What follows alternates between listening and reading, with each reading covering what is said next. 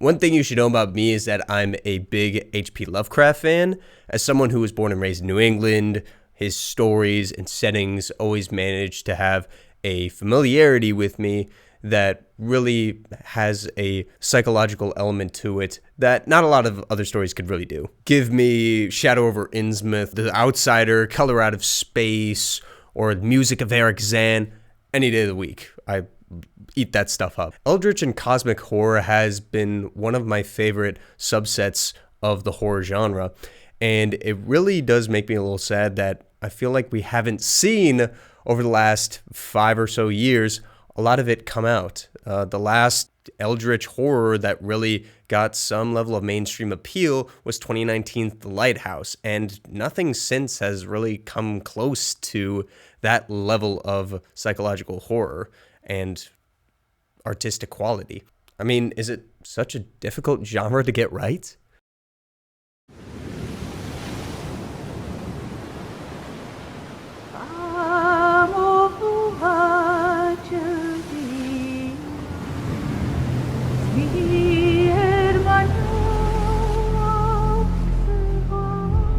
I pose this question because last year I was pleasantly surprised when Summer Game Fest premiered a trailer for a new first-person horror game from developer The Chinese Room, Still Wakes the Deep.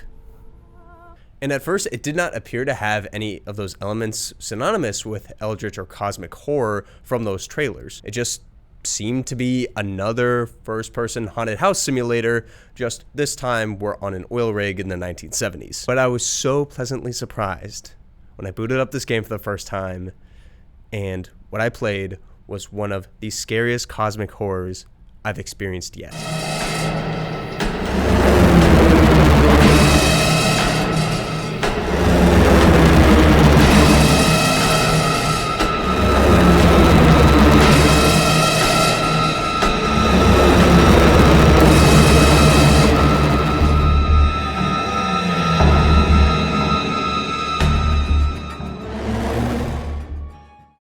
I have no previous experience with Chinese Room games, so I was unaware of what this British developer, founded by the game's writer-director Dan Pinchbeck, had in store for me.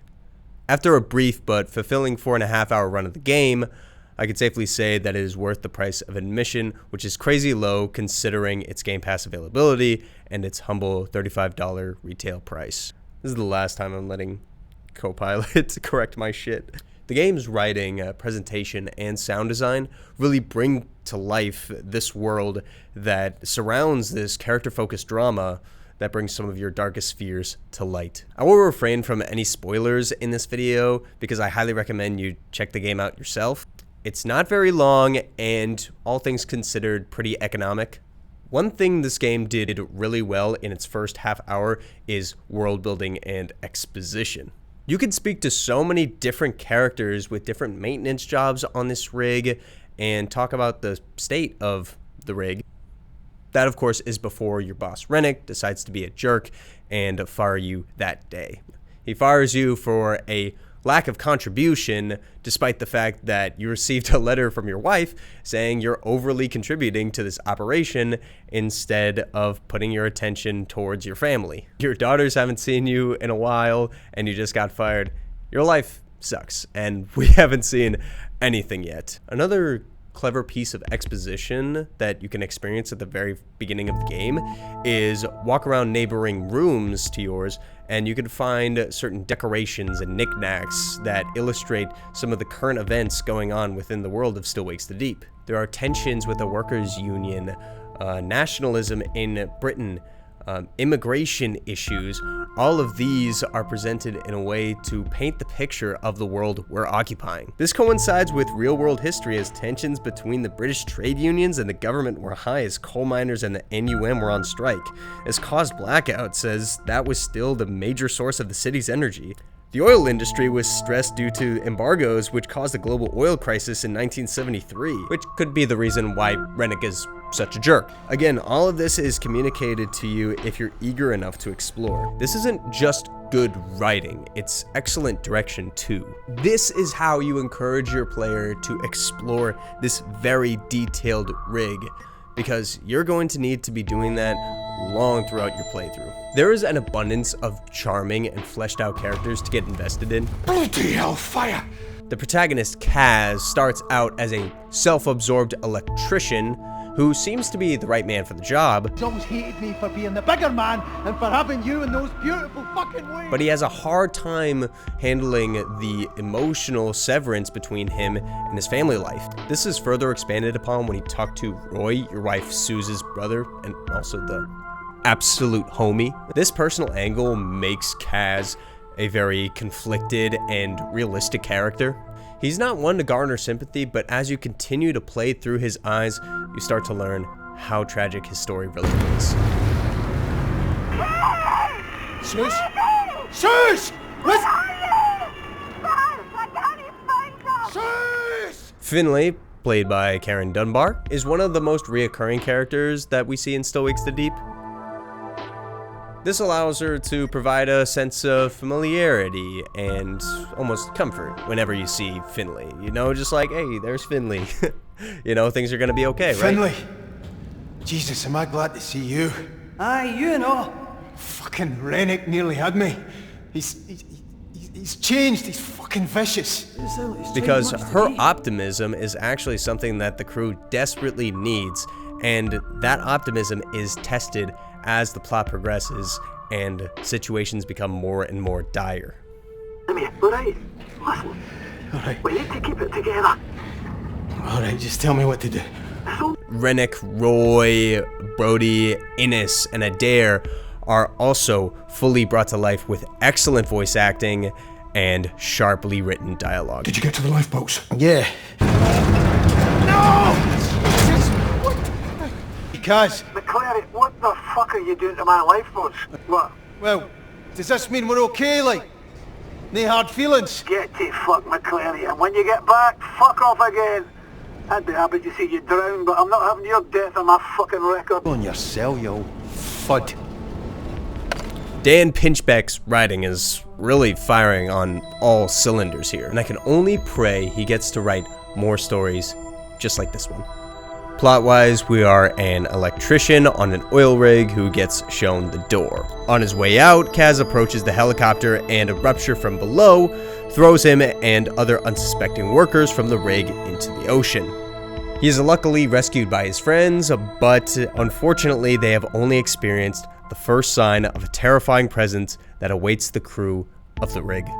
Upon leaving accommodations, which functions as a safe zone for the first half of the game, Kaz starts to see all of these unexplainable fleshy masses all over the rig, and the crew begin to act strangely.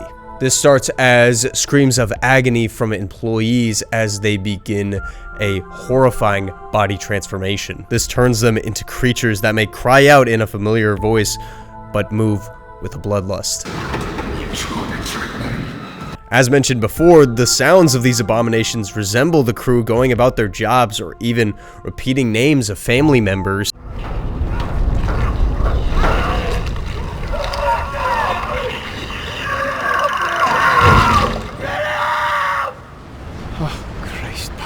It is a terrifying thought as to what these people were experiencing, which we get a taste of as the game continues, and the masses start to take over the rig. We see our lives flashing in front of us the more we are exposed to them. Our last opportunity to escape, the helicopter evacuation, is taken from us as Rennick takes off without the rest of the crew. So we begin to find ways to find the remaining survivors to find a way off this rig and potentially destroy the entity that's been taking it over. And to do this, you have to use your skills in mechanics, electrical or eleki, and your wits to survive and save the crew.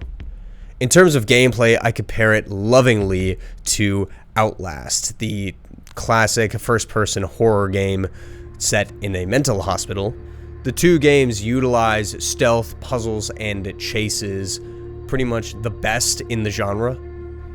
But here, each path to progress is labeled yellow, so even very stupid people like me can't get lost. But it's not always that simple. There are sequences where sometimes you have to hold on for dear life as you dangle above a fall to your death, or hold your breath as you leap from one unstable platform to another. Here I fucking go! The chases are intense, and the ability to look behind you while running makes for some really nail-biting moments. The exploration of the rig feels expansive and dangerous.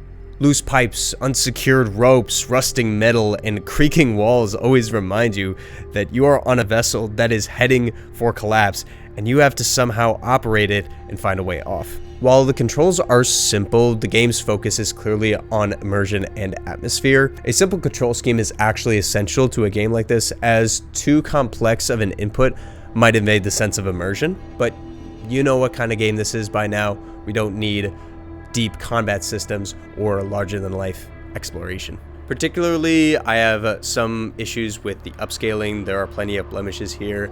Draw distances can sometimes make textures look just really poor from a distance. The drawing of edges, especially on some of character models as they move throughout an environment, can look very choppy, and that sometimes can break immersion. I know this might not matter to a lot of people, and these issues are very minuscule when discussing the entire package of Still Wakes the Deep. And I would like to say that the graphical presentation of this game is still strong, especially the more fleshy textures and the designs of these creatures are really creative, and they look fantastic. A devilishly scary and sharply written cosmic horror, and one that brings a lot of heart to its sound design, world, and voice acting. Make sure you don't miss this one, as it is one of the best psychological horror experiences I've had in gaming in years. Jesus.